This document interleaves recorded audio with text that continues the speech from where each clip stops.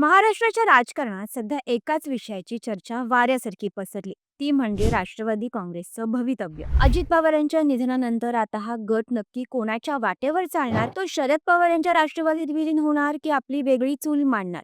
राजकीय वर्तुळात सध्या अशा काही हालचाली सुरू आहेत ज्याने अजित पवार गटातील बड्या नेत्यांना घाम फुटलाय. शरद पवार यांनी अशी काही रणनीती आखली आहे की सत्तेत असून सुद्धा काही नेत्यांना आता आपली राजकीय सुरक्षा धोक्यात वाटू लागली.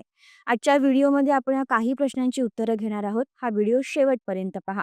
नमस्कार, मी समीक्षा देशमुख आणि तुम्ही पाहताय टीओडी मराठी. अजित पवार यांच्या अनुपस्थित सध्या राष्ट्रवादी काँग्रेसमध्ये एक मोठी पोकळी निर्माण झाली. ही पोकळी भरून काढण्याऐवजी विलिनीकरणाच्या चर्चेने या गटातील आमदारांमध्ये आणि नेत्यांमध्ये अस्वस्थता वाढवली. तांत्रिकदृष्ट्या बोलायचं झालं तर जर विलिनीकरण झालं तर पक्षाची सर्व सूत्रे पुन्हा एकदा ज्येष्ठ नेते शरद पवार यांच्या हातात जातील. याचाच अर्थ असा की गेल्या काही वर्षात अजित पवारांसोबत राहून ज्या नेत्याने स्वतःचं स्वतंत्र अस्तित्व निर्माण केलं होतं त्यांचं वर्चस्व आता पूर्णपणे धोक्यात येणार आहे. या राजकीय अवस्थेमागे असलेली पहिली महत्वाची बाजू म्हणजे राष्ट्रीय पातळीवरील वर्चस्वाचा पेच. सध्या प्रफुल्ल पटेल हे पक्षाचे राष्ट्रीय कार्याध्यक्ष म्हणून दिल्लीत महत्वाची भूमिका बजावत आहेत. पण जर दोन्ही राष्ट्रवादी एकत्र आल्या तर राष्ट्रीय स्तरावर सुप्रिया सुळे यांचा प्रभाव वाढणं स्वाभाविक आहे. अशा वेळी प्रफुल्ल पटेल यांना आपली जागा सोडावी लागू शकते किंवा त्यांना दुय्यम भूमिका स्वीकारावी लागेल. दिल्लीच्या राजकारणात आपलं वजन कमी होऊ नये ही भीती पटेल यांच्यासारख्या नेत्यांना विलिनीकरणापासून दूर ठेवते. दुसरीकडे सुनील तटकरे हे सध्या प्रदेशाध्यक्ष म्हणून महाराष्ट्रातील संपूर्ण संघटना हाताळतात. विलिनीकरणानंतर शरद पवार गटातील जयंत पाटील किंवा जितेंद्र आव्हाड यांच्यासारख्या नेत्यांमुळे तटकरे यांना आपलं पद सोडावं लागण्याची दाट शक्यता आहे. जयंत पाटील हे या पदासाठी प्रबळ दावेदार मानले जातात. तसेच सत्तेच्या समीकरणानुसार अदिती तटकरे या सध्या राज्यात मंत्रिपदावर आहेत. विलिनीकरणानंतर त्यांच्या सत्तेतील वाट्यालाही धक्का लागू शकतो. यामुळेच तटकरे विलिनीकरणाच्या बातम्यांचं वारंवार खंडन करतात. विषय केवळ मंत्रिपदाचा नाही तर तो आहे कायदेशीर अस्तित्वाचा. तांत्रिक पेच असा आहे की निवडणूक आयोगाने दिलेलं घड्याळ हे चिन्ह आणि पक्षाचं नाव यावर आता मालकी कोणाची? अजितदादांच्या पक्षात अंतर्गत निवडणुका झाल्या तर जुने जाणते नेते सुनेत्रा पवारांचं नेतृत्व स्वीकारतील का?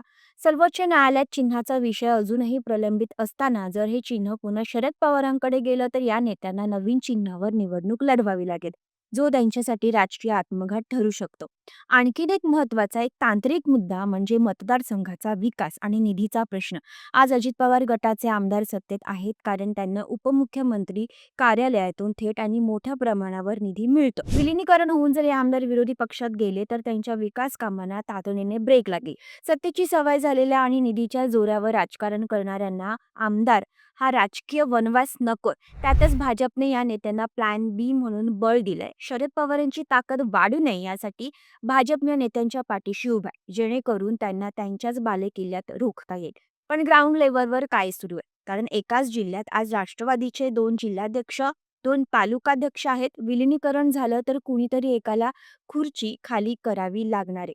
ही खालच्या स्तरावरील कॅडरची लढाई मोठ्या नेत्यांना विलिनीकरणाचा निर्णय घेण्यापासून रोखत आहे.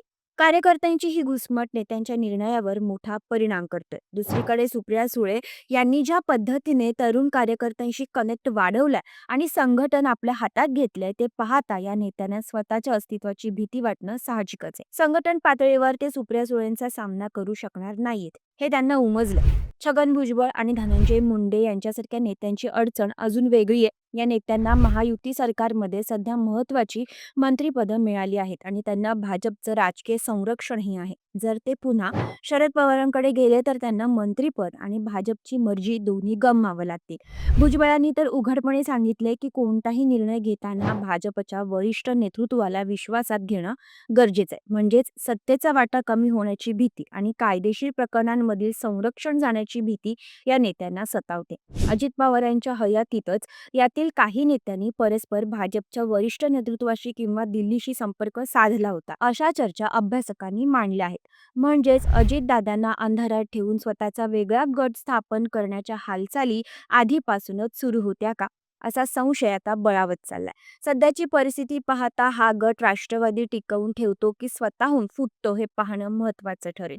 शरद पवार यांनी सध्या वेट अँड वॉचची भूमिका घेतली असली तरी त्यांच्या एका मूक संमतीने अजित पवार गटात मोठी खळबळ उडाली. जर विलिनीकरण झालं तर सर्वात आधी बाहेर पडणारा गट हाच असेल अशी शक्यता नाकारता येत नाही. कारण त्यांना शरद पवार यांच्या नेतृत्वाखाली दुय्यम भूमिका स्वीकारण्यापेक्षा स्वतंत्र अस्तित्व किंवा भाजपची साथ अधिक सुरक्षित वाटते.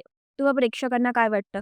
राष्ट्रवादीचं विलिनीकरण व्हायला हवं की या नेत्यांनी सुनेत्रा पवार यांच्या नेतृत्वाखाली आपली स्वतंत्र ओळख जपायला हवी? शरद पवारांची ही खेळी यशस्वी ठरेल का? तुमच्या प्रतिक्रिया कमेंट बॉक्समध्ये नक्की कळवा. महाराष्ट्राच्या राजकारणातील अशाच सविस्तर विश्लेषणासाठी पाहत रहा TOD मराठी.